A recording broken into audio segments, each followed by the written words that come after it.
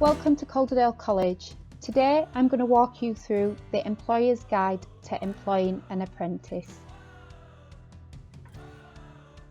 I think the first question that is usually asked by an employer is what are the benefits for taking on an apprentice?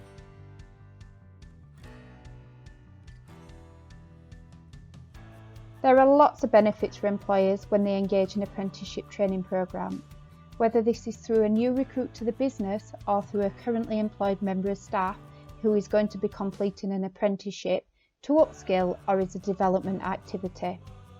Many employers within the region have already discovered the benefits of using apprenticeships within their organisation, with many wishing they had undertaken this activity sooner. Taking on an apprentice is a great way to build a talent pipeline within your organisation. This allows you to train employees to your specific needs and requirements. Apprentices also tend to be enthusiastic and bring lots of new ideas into the workplace that can have a positive impact on the business. Recruiting new employees into any business can be costly, especially for highly skilled roles. Apprenticeships are a cost-effective way to fill skills gaps, reducing the cost to the business. Apprenticeships can also be used to upskill existing staff and is a great way to ensure your organisation has employees with the right skills. Apprenticeships are a good way to tackle skill shortages that you may have within your business. Apprenticeship programs can be tailored to specific job roles, making them flexible to the needs of your business. Apprentices can also help to fill skills gaps in the business by developing the specialist skills you require for now and the future. With an apprenticeship, there is a mixture of on-the-job and off-the-job training.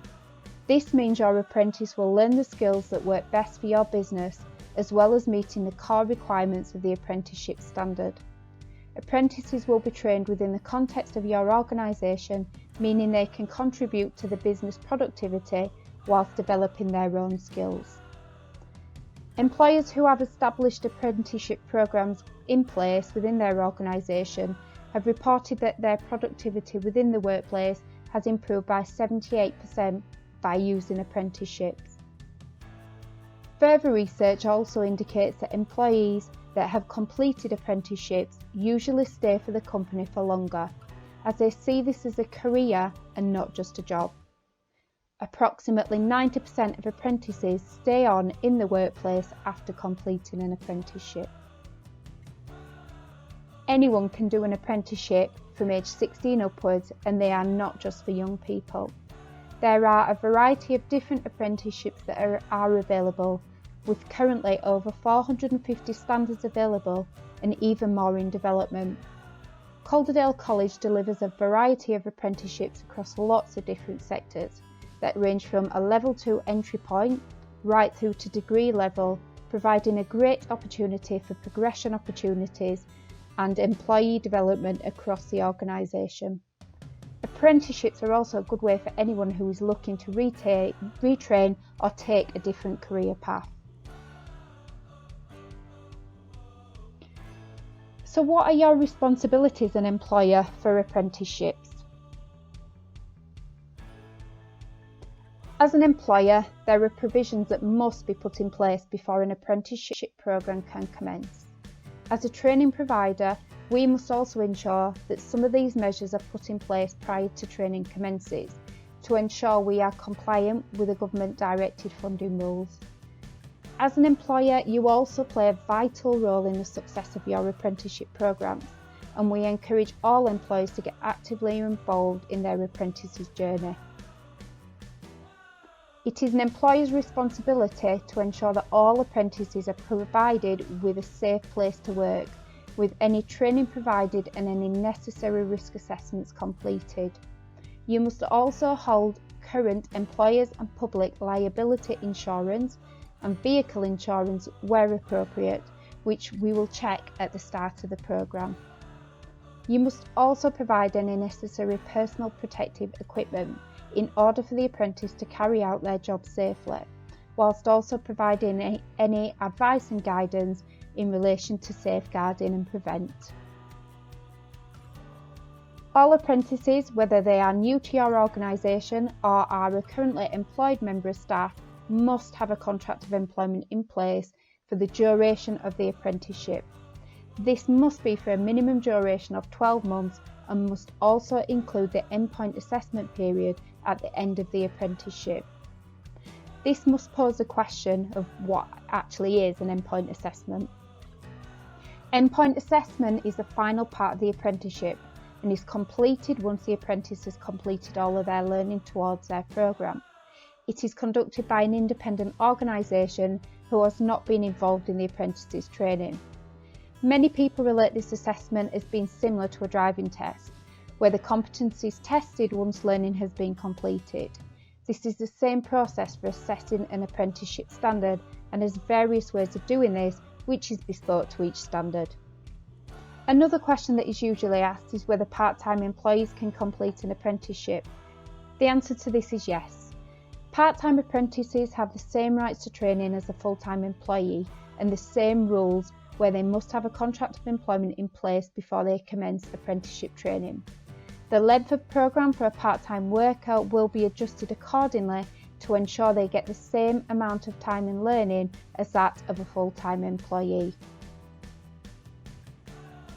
As an employer, you must pay an apprentice at least the minimum wage for an apprentice as set out by the government.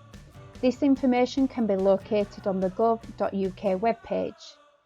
An apprentice that is 19 years of age and over and in the second year of an apprenticeship must be paid at least the minimum wage for their age. Again, this information can be found on the government website under apprenticeship pay. Most employers choose to pay their apprentice more than the minimum wage, as they see them as a valuable asset within the organisation. Some employers ask whether they can also give their apprentice a pay rise or bonus throughout their apprenticeship. In answer to this, it is completely at the discretion of the employer as they are your employee. Reviews are a crucial part of an apprenticeship programme. As an employer, it is important to understand how your apprentice is progressing and whether they are on target to achieve. By taking on an apprentice, you already have a vested interest in their success. Reviews usually take place as a tripartite meeting at regular intervals with the employer, apprentice and training provider in attendance. This review provides you with an opportunity to gain an overview of what has been achieved so far, areas for development and enables new target setting.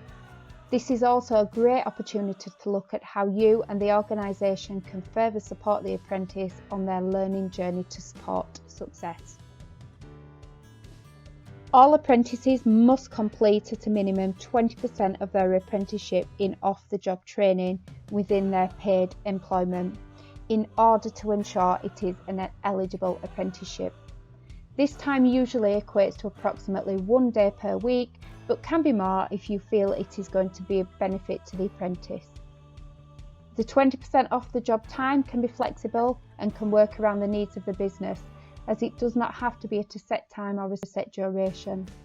A plan will be created at the start of the apprenticeship to discuss how this will be achieved and how you as an employer can support. Some examples of activities that can be undertaken are study time towards written assignments, attendance at college or workshop sessions, shadowing another employee or attendance at competitions. They must, however, be related to the apprenticeship standard, otherwise they won't count. Providing opportunities for apprentices to work alongside more experienced staff is an important part of an apprenticeship, as this will help them to improve their skills through on-the-job training. As they say, practice makes perfect, so the more opportunities that an apprentice has to develop their skills and practice what they have learnt, the more competent they will become. By providing opportunities, it enables apprentices to evidence the knowledge and skills required to meet their apprenticeship standard, and also enables you to develop them to meet the needs of your business and to grow the talent of the future. Another question that we get asked is, what are the costs of apprenticeships and how are they funded? Depending on the size of your organisation, there are different routes for how an apprenticeship can be funded. Each apprenticeship standard has a different funding band allocated, which is set out by the government. This indicates the maximum amount you can spend on each apprenticeship training programme. Further information on the costs of these can be provided by our employer engagement team. So, if you are an organisation that has a wage bill in excess of £3 million, then you'll pay into the apprenticeship levy, which will be funded through the Digital Apprenticeship Service. This is a government portal which enables levy-paying employers to access and spend their funds. If you are an organisation that has more than 50 employees but doesn't pay the levy, you will pay 5% of the training costs for each apprentice you take on. The remaining 95% of the costs will be funded by the government. If you are a small employer with less than 50 employees, there will be no cost towards the training, as it will be 100% funded if you employ an apprentice who is under 18 or aged 19 to 24 with an education health plan. If, however, you employ an apprentice who is 19 plus, you will be required to pay the 5% of training costs. There are also incentives in place for employers who recruit an apprentice that is between the ages of 16 to 18 or 19 to 24 with an education healthcare plan. One of our dedicated employer engagement officers will be able to provide you with more information on current incentives that are available for taking on an apprentice. Another question that we get asked is, do we provide any support if we want to recruit or take on an apprentice? Calderdale College can provide a full end-to-end apprenticeship recruitment service to support you in recruiting the right apprentice for your business. The steps towards employing an apprentice are simple, and you will be fully supported by our dedicated apprenticeship employer engagement team. Upon inquiry, a sector-specific engagement officer will be in contact to understand your needs and requirements for an apprentice, and will provide you with all of the information and advice needed, support you in finding the most suitable apprenticeship programme for your business. Your apprenticeship vacancy will be advertised using various mediums, and you will be allocated with a dedicated employer engagement coordinator. They will manage your applications, screen candidates, and provide you with regular updates on the progress of your vacancy. If you would like more information or to find out more about apprenticeships, please contact on the details on screen. Thank you.